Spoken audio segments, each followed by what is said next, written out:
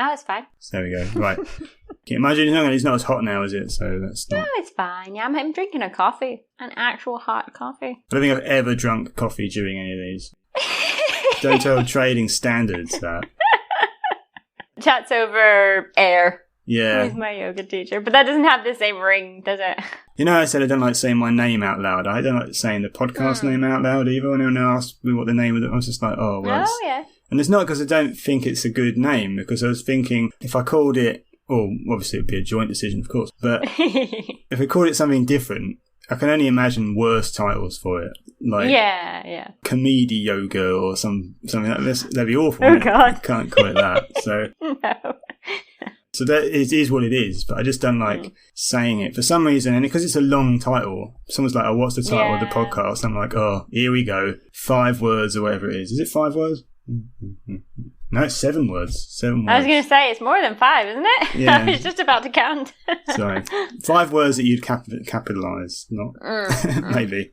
Yeah. I never know which words to capitalise or not. With my should probably be lowercase, shouldn't it? Well, when I feel like that, I just do either all or nothing, and then I don't get it wrong.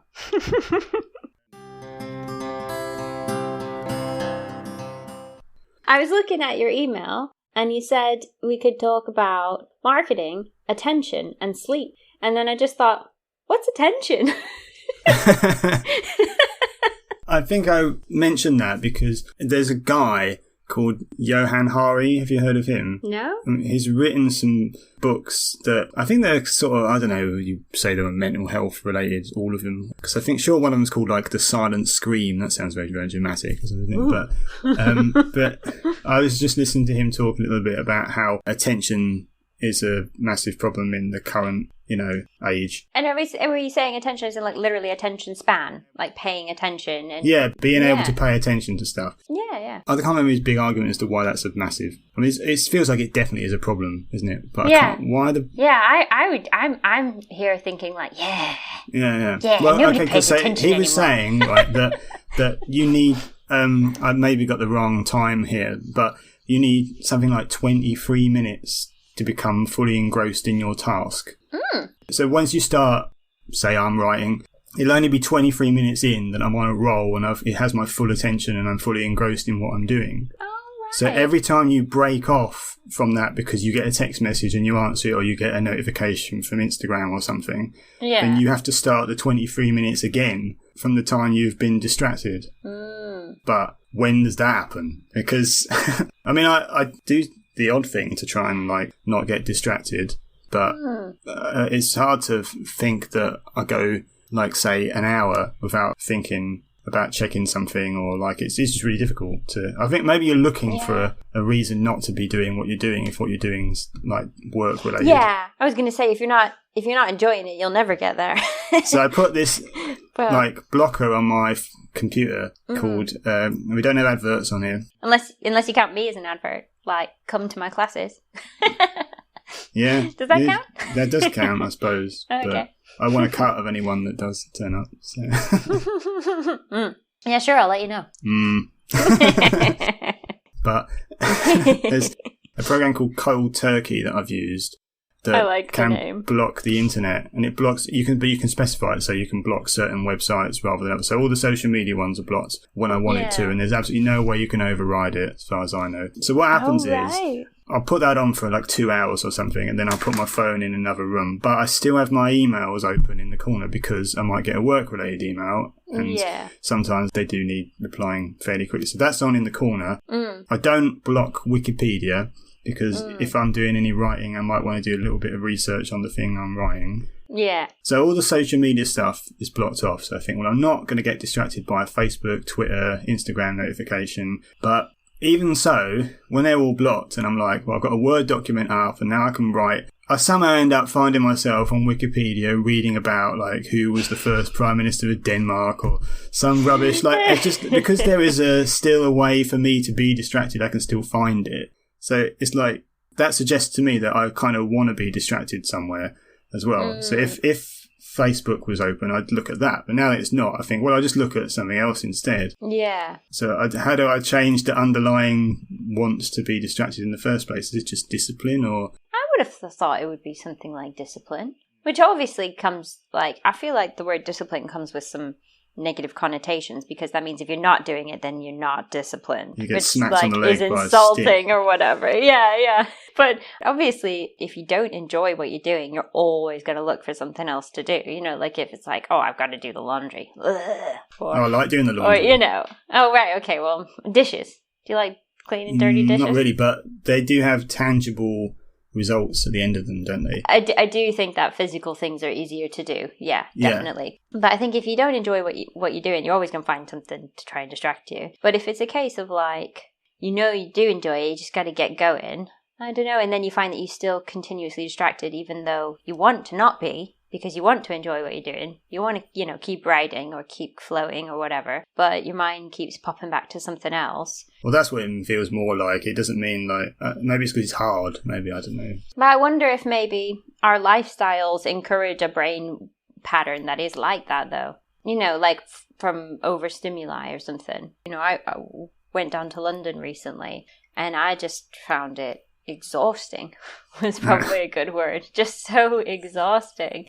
There was just so much going on that I felt like I just couldn't keep up. But it wasn't like from a point of view of like, oh, I'm going to get lost or I'm worried for my safety or anything like that. It was just like constantly something going on, you know, constantly something to look at, constantly. And it just felt like, I just want to go, I just need to go to the toilet, you know, and just kind of like hide away for a minute. I just felt like there was a lot going on. But I feel like if you're used to that, or if you're used to, I mean, this takes us back to the idea of talking about, you know, social media and reels and all of that, you know, because the way things work these days is it's all done by computers. So maybe you get someone that's mindlessly swiping through reel after reel after reel, and the computer sees, right, if the reel is longer than 10 seconds, they swipe. So now our reels have to be shorter than 10 seconds. And it's not based on what's healthy for you. It's not based on if the person is enjoying themselves or not. It's not based on, you know, good brain, let's say, habits or something like that. It's only based on eyeballs looking at screens. So if they churn that out, and that's how we consume information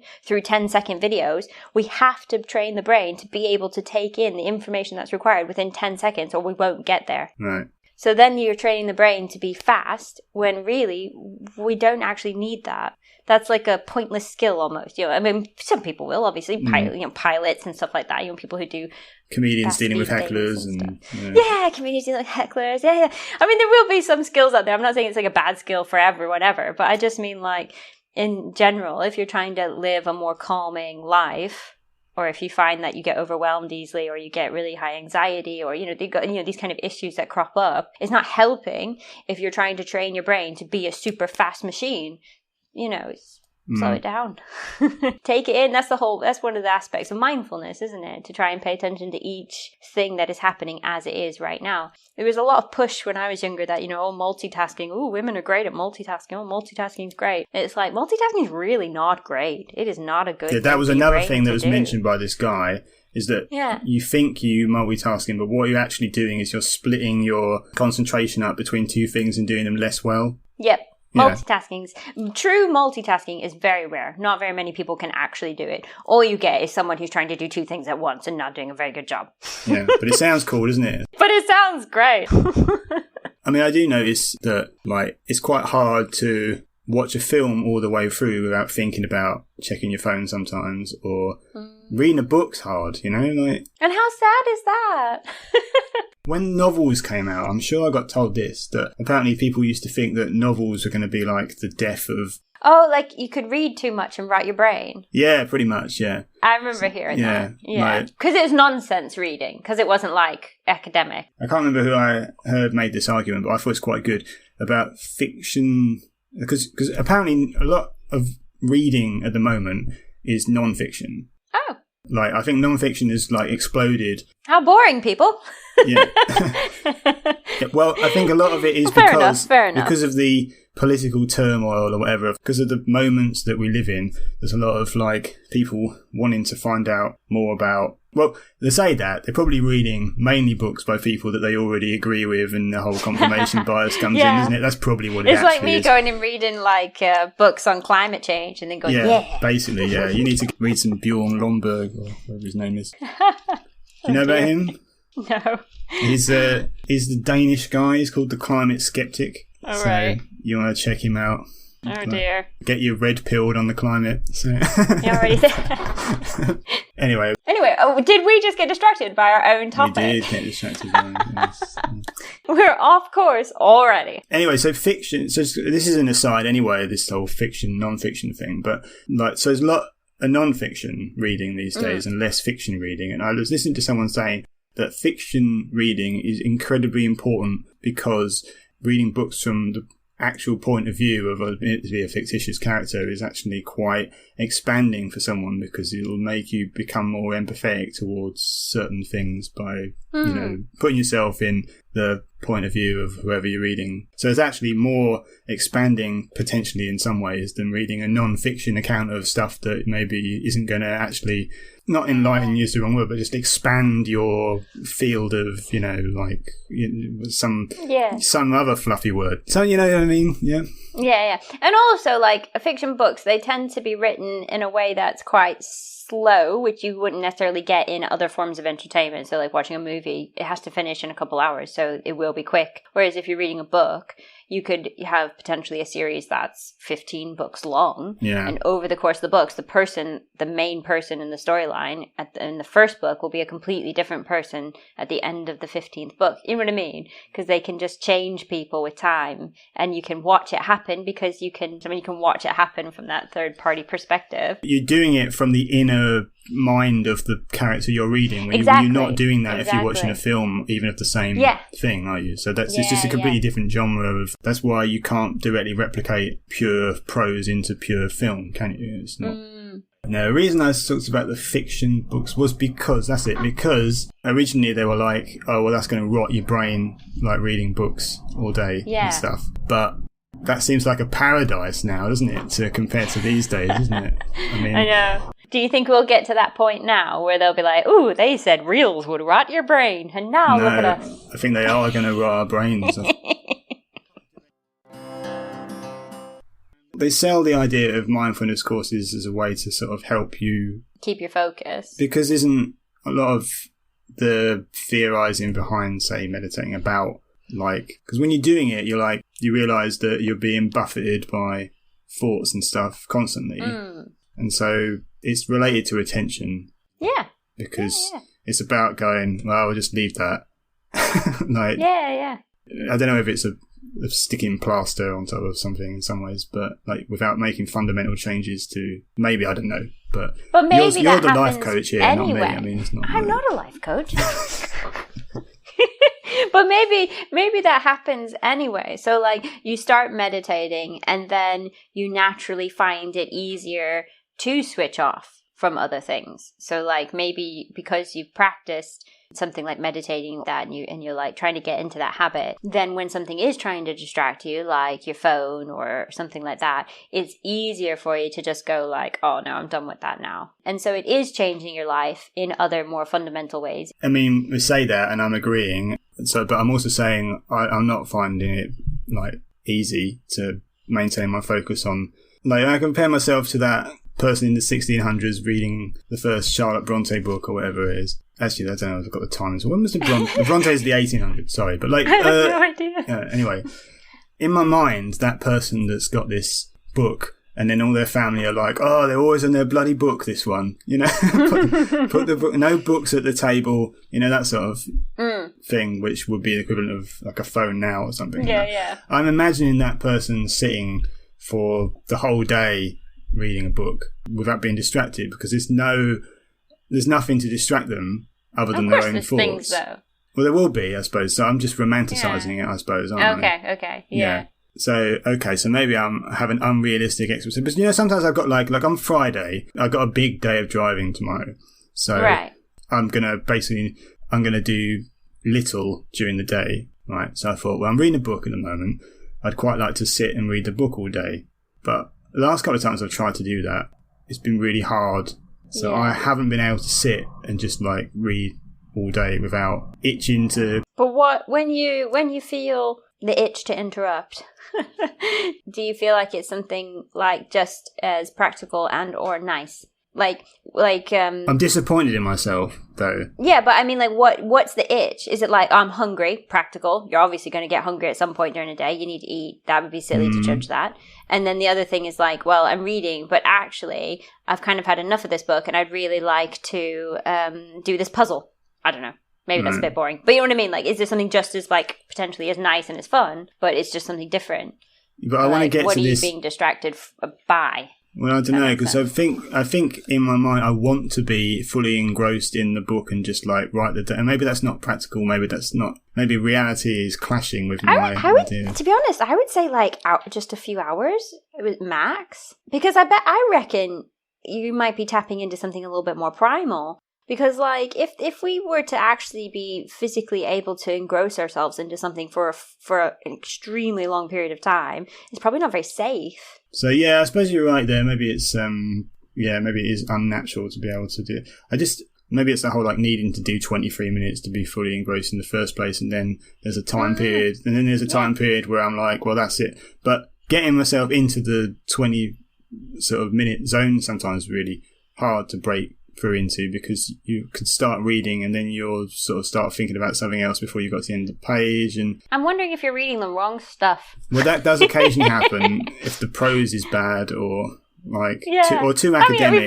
We've all started to read a book and think, oh, what am I doing? But if it's a book that you really enjoy, you should easily be able to read it for half an hour without it being I don't know, like... because sometimes something that's slightly challenging is still enjoyable, but... Yeah, but I mean, if you want to get lost in the story, then there has to be a story that you enjoy, and it has to be easy for you to read and understand, or you won't, like, get lost in it. There has to be that balance, doesn't there, between effort and ease. If it's too much effort, it won't, not to say that it won't be worth it, but it won't necessarily be the same. Yeah, but I mean, I've read hard books before, like, Dostoevsky, and they're not easy to read, but they're really worthwhile. And it's not just because of like, I finished it. I've got my crime and punishment badge. My War and Peace badge. I suppose the other thing as well is sometimes I think when you're trying to focus on something like reading, if you've put too much pressure on yourself because you're constantly in that state of like,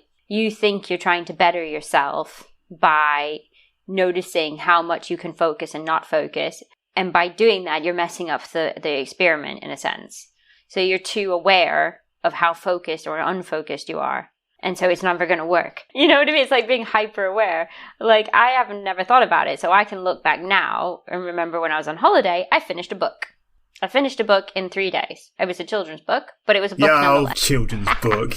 I love Joseph Delaney. He's a great writer. It wasn't like, he's really good. It wasn't like The Very Hungry Caterpillar or something. No, not that young, Jesus. Okay. No, I mean like, I think they're aimed at like 15, 16 or 14 or something like that. Young, kind of early teens kind of ages. But I've always really enjoyed coming of age stories anyway. But it's not a tiny book, but like it's, an inch thick or whatever, and obviously it's written simply. A lot of pictures though. No pictures, obviously. Thanks for that. But like, I just find them really nice to read because you don't get too bogged down, and sometimes it can be a bit frustrating, to be honest. But there's no detail in the story. There's no description of what they're wearing. They might just say like, oh, we put his hat on. Super simple.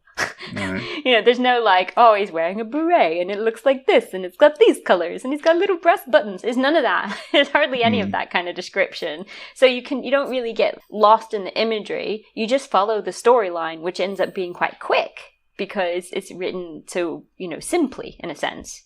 But then the story, because you don't have the fluff of the description to fluff up the book, the storyline has to be good because that's the only thing you're there for. But I can look back there and think, yeah, I sat on the roof by the pool and I read for a good hour without really being distracted. I mean, maybe I looked up at the birds once or something when they were cawing, but like nothing like super like, oh, I need to look at my phone and oh, I need to do this. looking back, I can do that. But if I was thinking about, like, now that we've had this conversation, I'm going to be scuppered for ages because I'm going to be thinking about it every time I want to focus on something. Oh, so I've ruined that for you.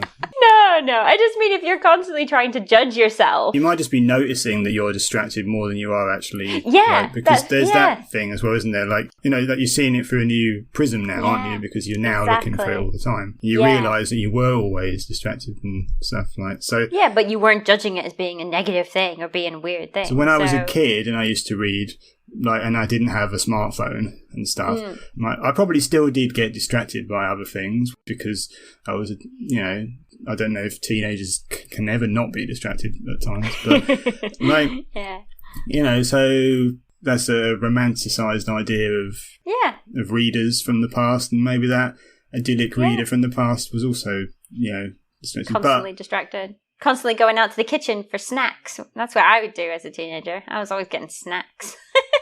I do find it very frustrating, though, because if I didn't have a smartphone, like, especially watching a film, if you watch a 2-hour film, I wouldn't have thought about much else other than the film. But then maybe my mind would still wander to other things every so often if it wasn't particularly. But because the smartphone is the theatre of your distraction now, that's what you go to straight away, because it's going to be, because it's got then you blame everything on it. For everything that's going wrong. You kind of blame it for all your problems because it has everything on it, when really it's not necessarily. You would be distracted by something else. Yeah. I still think it's worse because of the way it trains your mind in some respects and stuff, and what it actually plays on, and the business model that they have and whatever.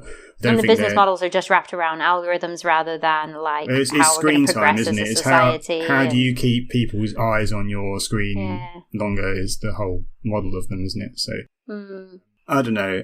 It is frustrating when I'm reading and I want to be reading more because I can do it better. Like if I think reading, as an example, is a muscle in some ways. You can't just, if you haven't been reading for ages, right, I don't think you can just pick up War and Peace and be like, I'm going to be reading this, or I'm going to read... oh, I love this book, this War and Peace. No, I just mean that, like, I think what I do is I tend to work up to a big book.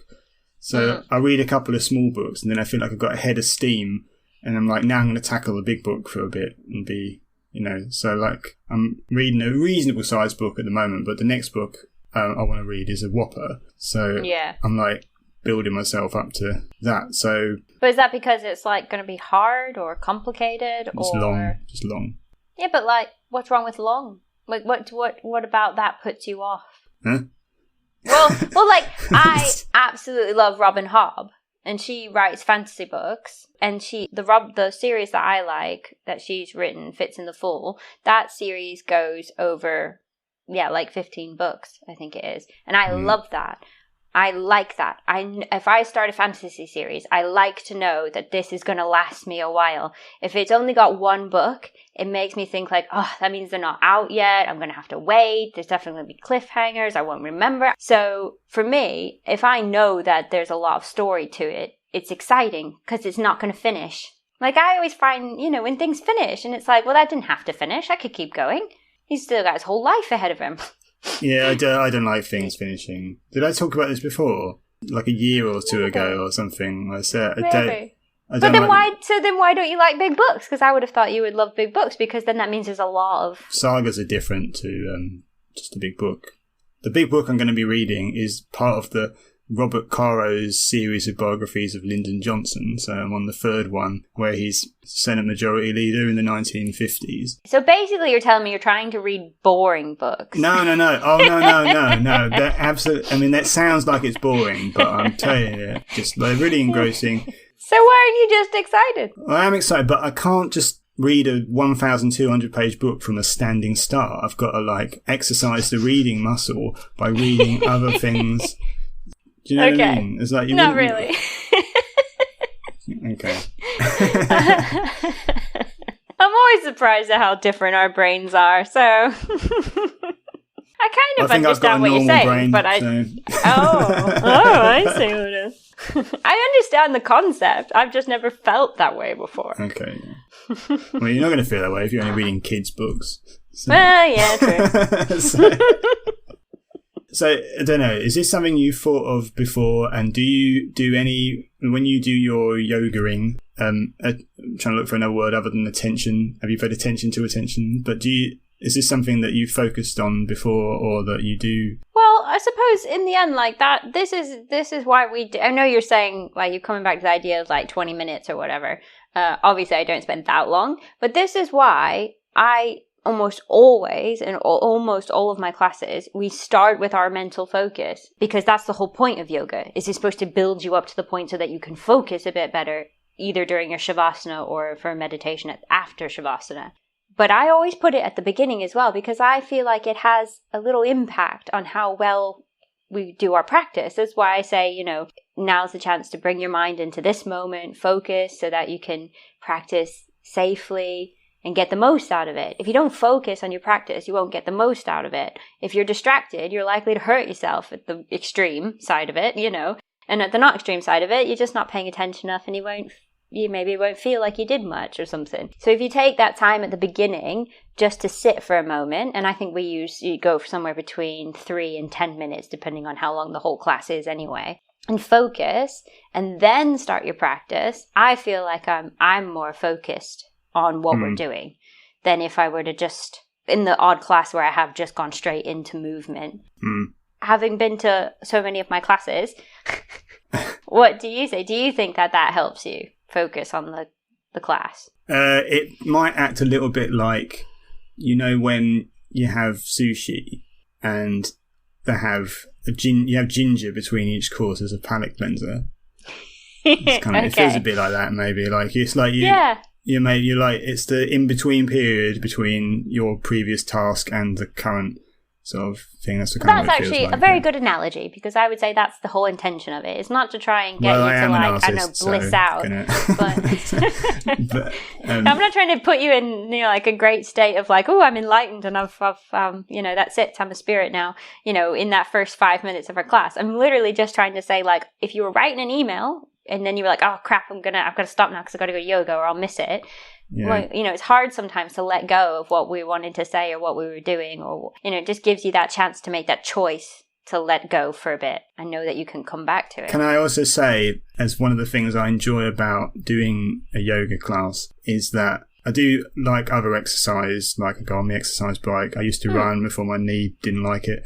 But I think you can be just like, when I'm on an exercise bike, sometimes I'll watch a YouTube video or listen to a podcast, or I might, because it can get, if I'd just be doing it by myself, I'd be bored and I'd get distracted, or I'd look at the boring. But what I like about doing a yoga class is that you get instruction throughout the whole thing, so you are actually fully engrossed in what you're doing, because you're following.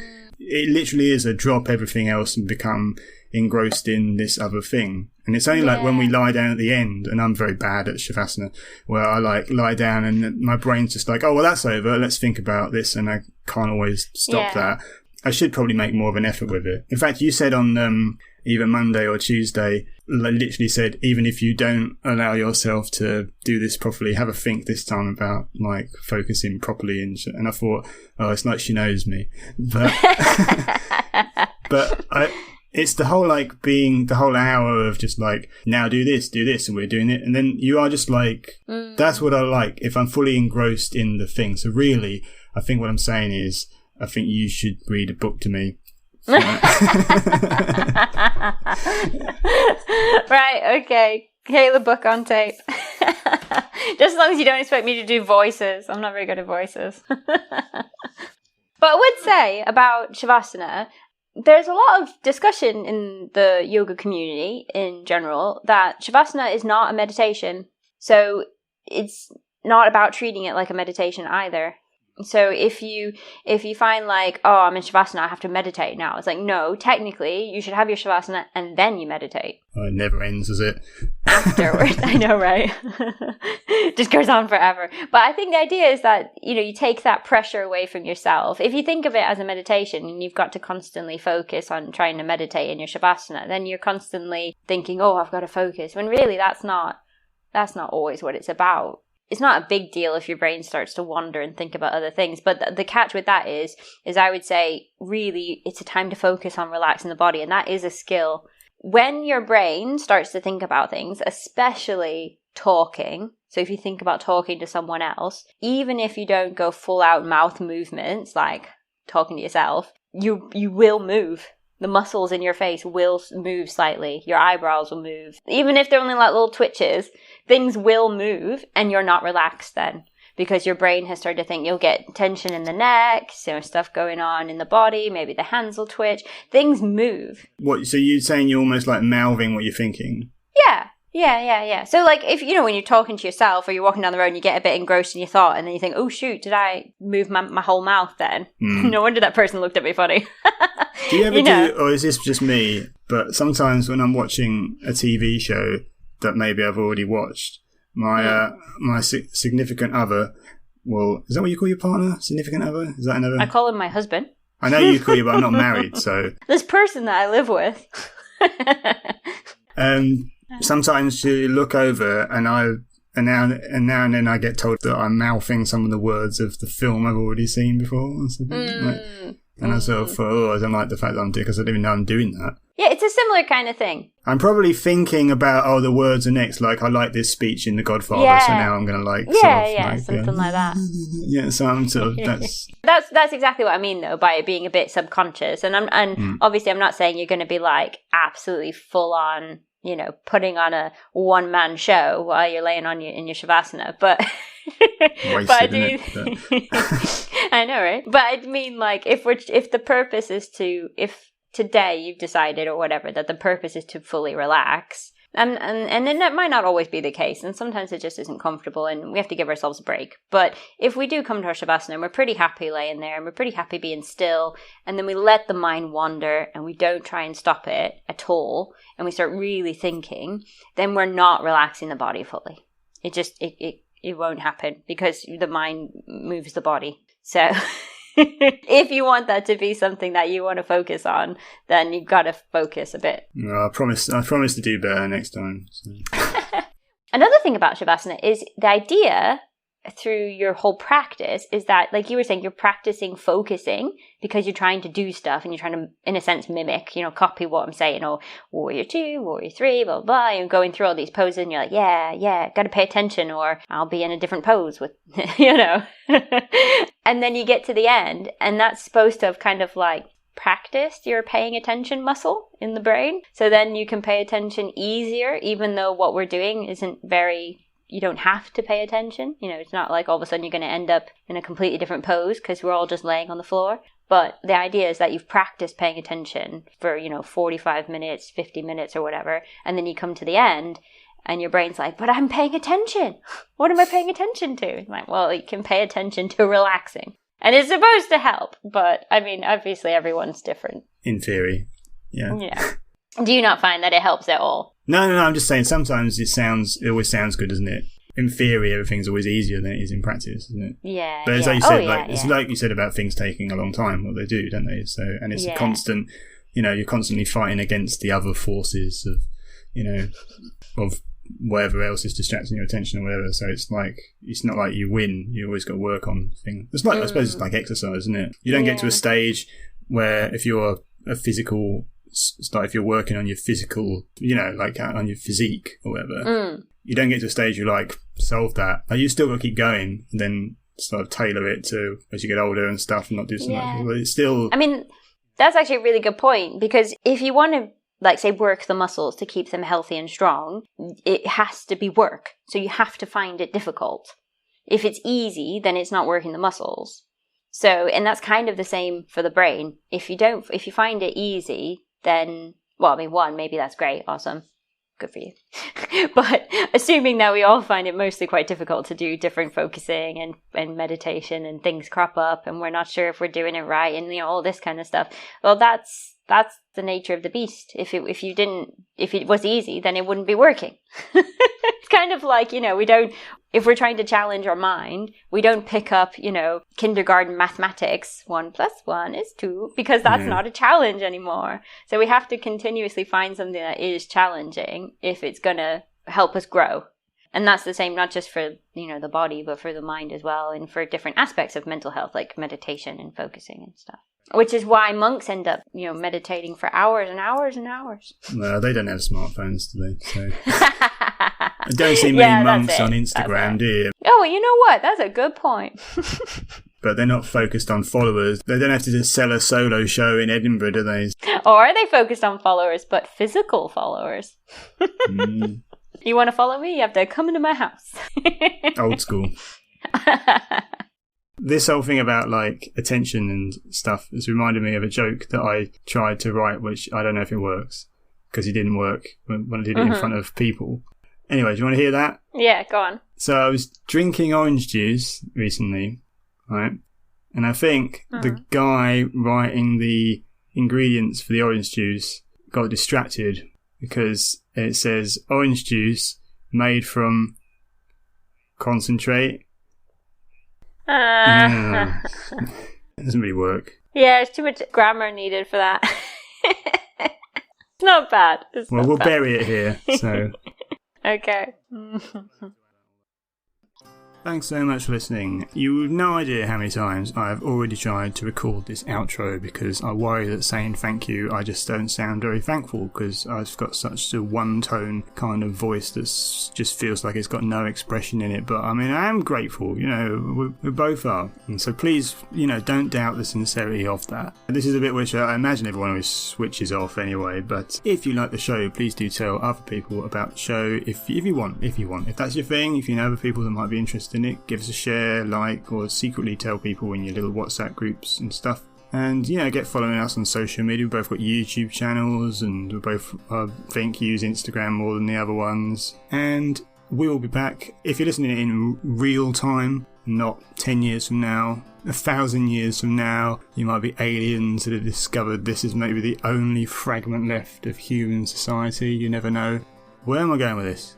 Basically, in 2 weeks' time, as of exactly this time, it's a bank holiday in the UK, so there won't be an episode then, but we're back in September. Obviously, if you're an alien from the year 3000, just disregard that.